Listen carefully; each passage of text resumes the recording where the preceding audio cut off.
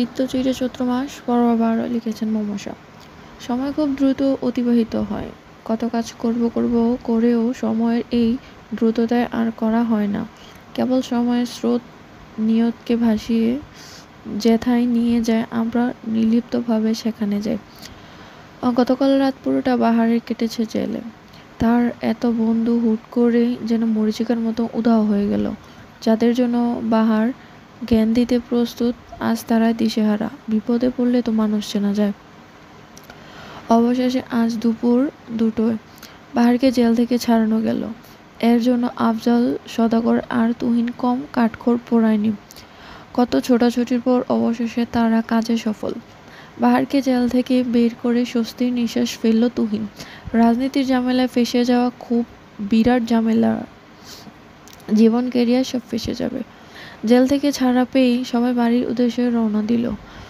দখল তো আর কম গেল না, শরীর যে ভীষণ ক্লান্ত। বিগত কতগুলো দিন সদাগর বাড়িতে ঝড় তুলছে। এই ঝড়ের শেষ কোথায়? কতটা নিঃশেষ করার পর তা যেন আর নেই কারো। সূর্যাস্তের ঠিক পূর্ব মুহূর্তে ইতালির ভ্যাটিকান সিটিতে পা রাখেন অবনীর সাথে অসুস্থ তার মেয়ে চেরি। আশেপাশে প্রকৃতি মানুষজনের দিকে চোখ বুলিয়ে নেয় সে। কি সুন্দর, অথচ সুন্দর তো সে চায়নি। পরিচিত দেশের ভিনদেশে সে কখনো পাড়ি দিতে চায়নি। তবে আজ নিয়তির খেলায় ভাসতে ভাসতে সে এত দূর এসেছে। বুক চিরে বেরিয়ে এলো এক দীর্ঘশ্বাস। ব্যাগ থেকে অবনী ফোনটা বের করলো। পঞ্চমবারের মতো রিং করলো তার স্বামী আমজাদ সওদাগরের ফোনে।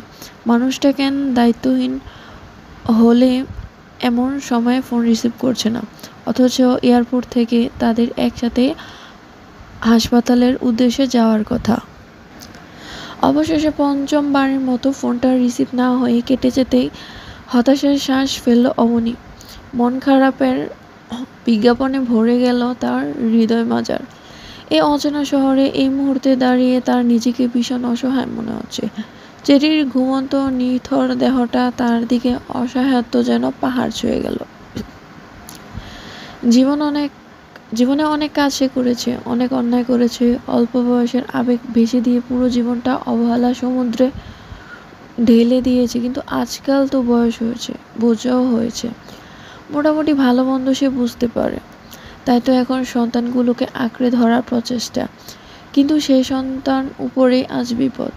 এ অচেনা প্ল্যাটফর্মে পরিচয় মুখটা দেখতে পাওয়ার আকাঙ্ক্ষা নিয়ে সে গাড়িতে উঠে বসল। এই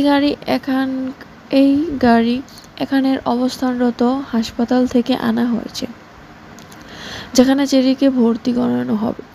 অবনী বেগমের হৃদয় তোলপাড় করে কান্না এলো। এত বছরের পাওয়া না পাওয়ার গল্পে ভারী হলো কান্নার সুর। প্রাপ্তি অপ্রাপ্তির এই ১২ মাসের জীবনে তার ১০ মাসই কেটেছে শূন্যতার হাহাকারে। এসব বিষাদের গল্পে তার কান্নার গতিবেগ বাড়ল বই কমল না।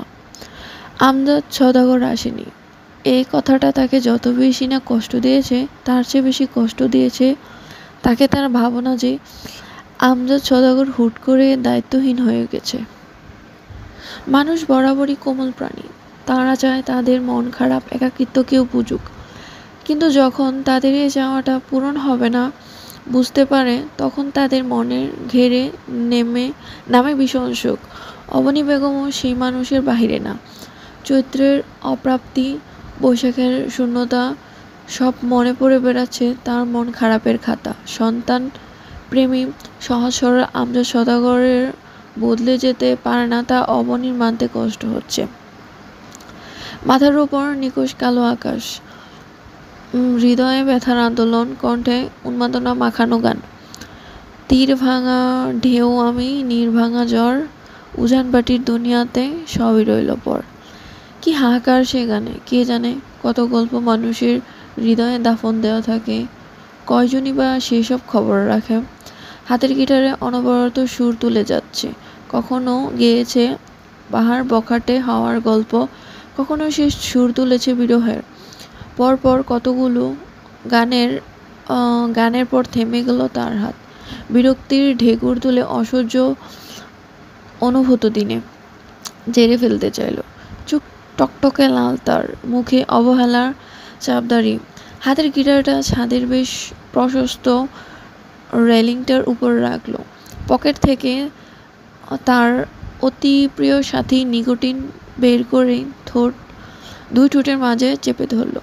দিশলায় জ্বালানো মুহূর্তে কেউ এসে ছু মেরে নিয়ে ঠোঁটের ভাজে থাকা সিগারেটটা। অবাক বাহার এবং বিরক্তি হলো। প্রয়োজনীয় সময় অপ্রয়োজনীয় কাজ বরাবরই বিরক্ত করে। সিগারেট হলো তার একান্তই ব্যক্তিগত সম্পদ, যার উপর হস্তক্ষেপ করার অধিকার কারো নেই। বাহার কপাল কুঁচকে সিগারেট ছো-মারা ব্যক্তিটার দিকে চাইতেই বিরক্তিতে চ উচ্চারণ করল। অধৈর্য কণ্ঠে বলল, এসব কেমন আচরণ তোমার? চিত্রা ততক্ষণে সিগারেটটা হাতের মুঠোয় ভরে নেয়। দুষ্টু হেসে বলে, এমন আচরণ করা উচিত আপনার সাথে। বকাটেপনা ছাড়েন তো এবার। আর কত বকাটে হবেন? এখন তো অন্তত থামুন। কেন? জেল খেটেছি বলে বকাটেপনা ছাড়তে বলছো? অথচ সভ্য সমাজে বকাটে না হলে পায়ে পিষে যাবে তোমাদের মতন বড় লোকেরা। বাহারের তীক্ষ্ণ কথার দ্বারে হতভম্ব হয়ে গেল চিত্রা। জেল থেকে এ যেন অন্য বাহারের আগমন। বাহার ভাই তো এমন ছিল না। চিত্রা নিজেকে সামলে নিয়ে বোকা বোকা হেসে বলল, আরে না বাহার ভাই, আপনি ভুল বলছেন। আমি তো কেবল এমনিই বলেছি। সিগারেট তো ক্ষতিকারক, তাই। মানুষের চেয়ে কম ক্ষতিকারক। মানুষের সঙ্গ ছাড়তে পারলাম না, আর এ তো তোমার একাকিত্বের পরম বন্ধু। এরেই ছাড়ি কিভাবে? চিত্রা ঘোদরল। আজকে সে পণ করেছে বাহারকে আর সিগারেট ধোয়া উড়তে দিবে না। এখন তার যা করা লাগে সে করবে। বাহার বিরক্তিতে তার তরতর করে বলল, বাহার বিরক্তিকর ভাব তরতর করে পারল। চিত্রাকে ভয়ঙ্কর রকমের ধমক দিতে গিয়েও আবার দিল না। পকেট থেকে সে বিনা বাক্যে বেয়ে আরও একটা সিগারেট বের করলো। যথারীতি সেই সিগারেটটাও চিত্রা থপ করে টেনে নিয়ে গেল। ধৈর্যের বাঁধ ভেঙে গেল বাহারের। তার সবচেয়ে প্রিয় গিটারখানা সেই রাগ বশত ছুলে মারল ছাদের মেঝেতে। ঝনঝনানি ভেঙে চুরে একাকার হয়ে গেল গিটারটা। চিত্রা কেবল ফ্যাল করেই চেয়ে রইল। জীবনে এমন অবাক সে আগে কখনো হয়নি। বাহার কেবল গিটার না, ভেঙে দিল যেন স্বয়ং চিত্রাকে। কি নিষ্ঠুর, কি নির্মম! মনে হচ্ছে চিত্তের এক একটা ভাঙা টুকরো ছড়িয়ে ছিটিয়ে আছে ছাদ জুড়ে। চিত্রা অবাক ভরা মুখ নিয়ে কাঁপা কাঁপা কণ্ঠে বলল, বাহ বাহার ভাই। বাহার যেন এই ডাকটার অপেক্ষাই ছিল। ডাকাটার সাথে সাথে সে খেকে উঠল, ভয়ঙ্কর রকমের ধমকে বসলো। একদম আমায় আটকাতে আসবেন, আমি জ্বালিয়ে দেব। সাবধান করেছিলাম না বলো? তবু আমার ব্যাপারে নাক গলানোর সাহস কিভাবে হলো তোমার? একদিন হেসে কথা বলেছি বলে কি মাথা কিনে নিয়েছো? ভদ্রতা দেখিয়েছি, সেটা সহ্য হয় না, তাই না? শালা শান্তি দিল না এই মানুষ জাতি। কথা শেষ হতেই বাহার নিজের চিলেকোঠায় ঘরখানাতে গিয়ে সজোরে দরজাটা আটকে ফেলল। চিত্রা কেবল দেখল সবটা। সে সত্যি এত অধিকার ফলিয়ে ফেলেছে, তাই বলে এমন আচরণ করবে বাহার? অষ্টাদশীর হৃদয় তোলপাড় করে অভিমান জমল। চোখে টলমল করল অভিমানের অশ্রু।